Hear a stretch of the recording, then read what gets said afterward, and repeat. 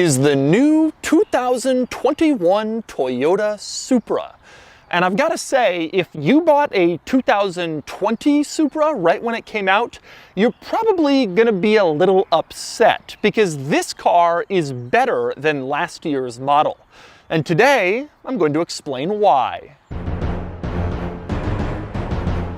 Let's start with the basics. After years of promises, the Toyota Supra finally returned for the 2020 model year, heavily based on the new BMW Z4. Last year's Supra offered only one engine, a turbocharged six-cylinder with 335 horsepower. This year, that's been bumped up to 382 horsepower, almost 50 more horses than last year's model. And there are other updates too. For one thing, there's now a new base model Supra with a turbocharged four-cylinder engine that makes 255 horsepower. There's a larger standard infotainment screen, and there's revised chassis tuning for slightly better driving experience and better handling. In short, after just one model year, Toyota has already updated the Supra and made it better, which probably won't sit so well with people who rushed out to buy one last year. But if you've waited to buy the new Supra, you're in luck. And today I'm going to show you around the updated version. First, I'm going to show you a few of the interesting quirks and features, then I'm going to get it out on the road, and then I'll give it a Doug score.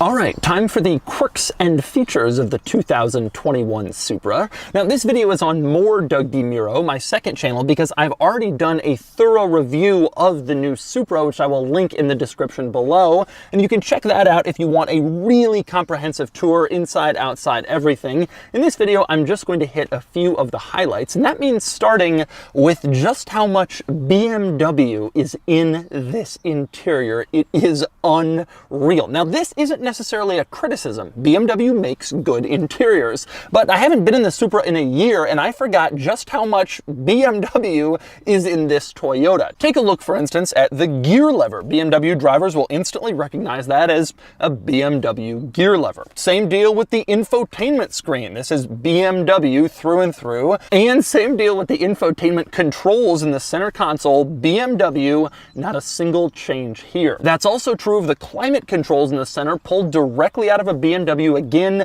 no change at all. These are BMW controls. And right above that, same deal with the presets for the infotainment system, BMW. Although that means you get one of my very favorite technology tricks in the car industry. If you forgot what you set one of your presets to, just slide your fingers over the preset and the infotainment system will give you a preview of what is on that preset. It is a brilliant feature. I absolutely love that, and I wish everybody else did it too. Anyway, the BMW-ness continues elsewhere in this interior as well. Take a look at the steering wheel and you can see this is a BMW wheel, no changes at all. The buttons are the same as every other BMW. The only difference, of course, is that the center pad where the airbag is has a Toyota logo instead of BMW. And same deal with the stalks coming off the wheel. The turn signal stalk you can see right out of a BMW, no changes. Same deal with the wiper stalk. It really is unbelievable to me just how much BMW is in here. You'd think there would be some Toyota,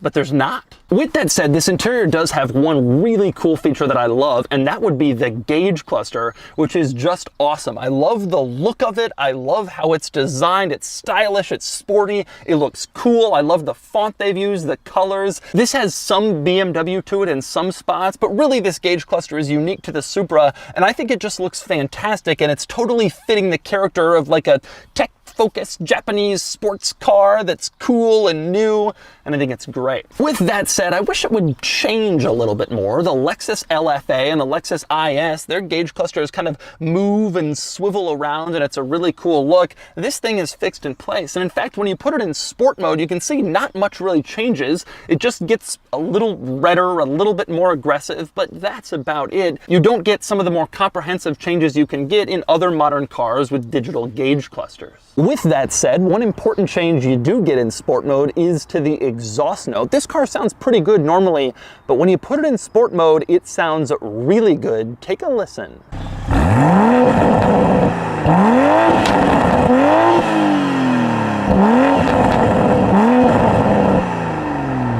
And since I'm back here, let's talk cargo area. You open up the tailgate and you quickly discover that there's actually a pretty generously sized cargo area in here, and it's kind of open to the front seat, so you can pass through stuff if you have larger, skinny, long items. One unusual thing about the cargo area, though, is how narrow it pinches on the sides. You would think the tailgate would be a little bit wider to allow more cargo to come through, but it really isn't. It's surprisingly tight back here, which will make it a little bit difficult to load some larger items, even though you have the space for it, just because the opening isn't particularly wide. And next up, also outside the Supra, one of the things that has perplexed me about this car since it came out is the sheer amount of fake vents on the outside. This vent is fake, no air passes through it. This vent is fake, same deal, it's plugged up. This vent is fake, no air. This vent is fake, this vent is fake, this vent is fake. There are far more fake vents on the outside of this car than real vents. Now, when I went to the press launch for the Supra a year ago, one of the most bizarre explanations I've ever been given for anything was that Toyota left these fake vents on so that tuning companies could open them up and do their thing. And I was sitting there thinking, why doesn't Toyota just open them up, do their thing, and then charge more for it and make more money?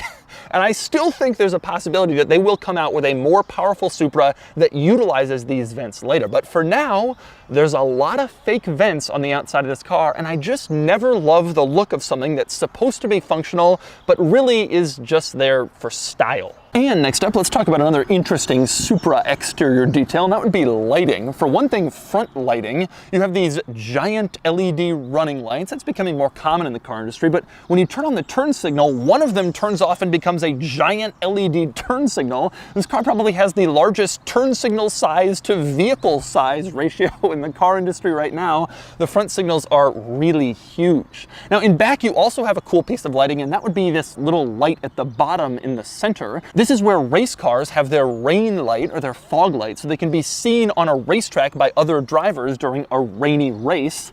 In the Supra, they have it there and it looks cool, but it's the reverse light. You put the car in reverse, the light turns on. It's a neat look, and it's a neat way to incorporate this race car touch and give it some actual function. And finally, we move under the hood and you can see the engine in this Supra. Now, this is the same engine as last year, this turbocharged 3-liter 6-cylinder. Although last year's model, like I said, had 335 horsepower, this one's been bumped up to 382. So an increase of 47 horsepower. That is a pretty substantial figure. That's worth noting. Torque has also increased by 3 pound-feet, which I'm sure you can really feel.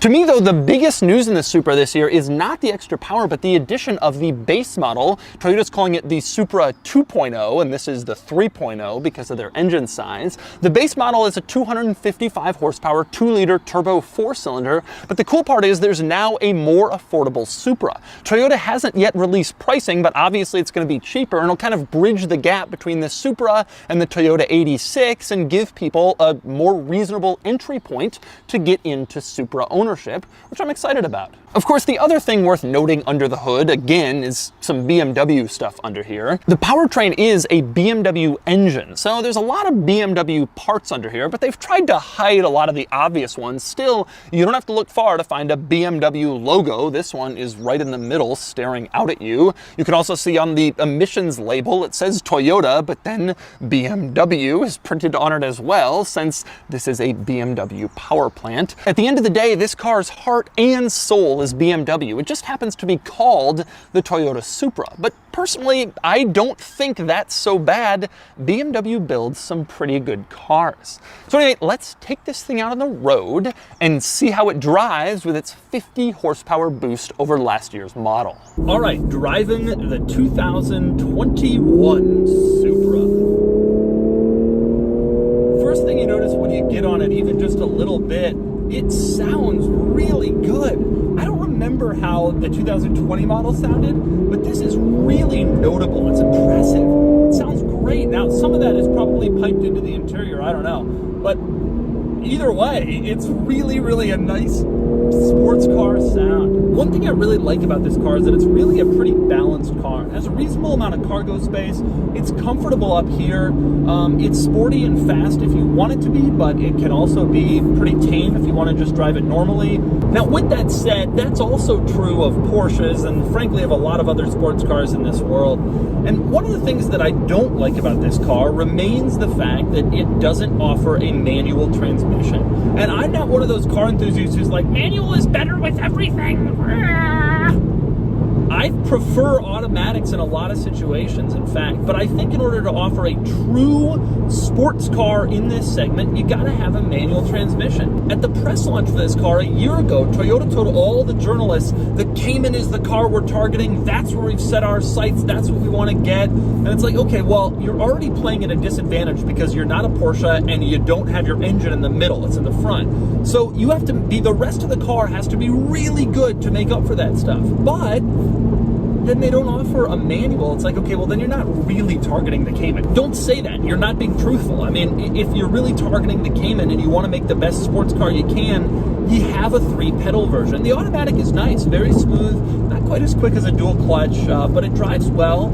And it does a good job moving the car. I mean, the car feels quick. The new engine, the more power, it actually feels quick. And the old one did too, frankly. I didn't think the regular version needed that much more power. I wanted a performance model, but adding 50 more horses to this version, that does a pretty good job. We're now under 4 seconds 0 to 60, and that's great territory to be in. One interesting thing about this car, despite all of the BMW in this interior, everywhere you look is BMW. The one thing you don't have is BMW styling. When I look at the new Supra, I do not see Z4.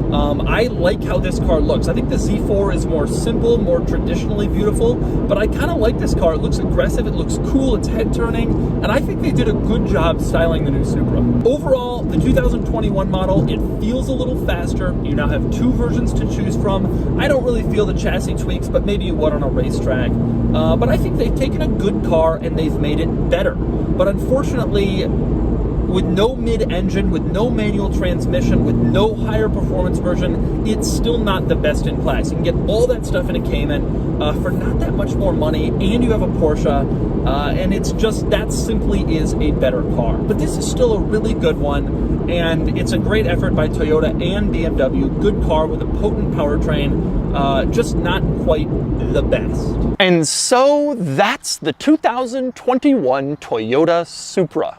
There's a lot to like here. It's more powerful than before and a bit sharper to drive, and now there's a base model 4-cylinder which makes the Supra more affordable. I still strongly believe there should be an available manual transmission, but either way, the Supra has definitely improved over last year's model, and frankly, I already liked that one. Anyway, now it's time to give the Supra a Doug score. And the Doug score is here. No surprise, the Supra score is exactly the same as last year's model, except with 1 more point for acceleration, since the 0 to 60 time drops below 4 seconds. The Supra performs admirably against some good opponents here, though I'd still rather have some other cars. A Cayman S, a Shelby GT350, a BMW M2 Competition, even if I had to buy one of those a year or 2 old versus a brand new Supra. Still, the Supra is a good car, and for 2021, it's even better.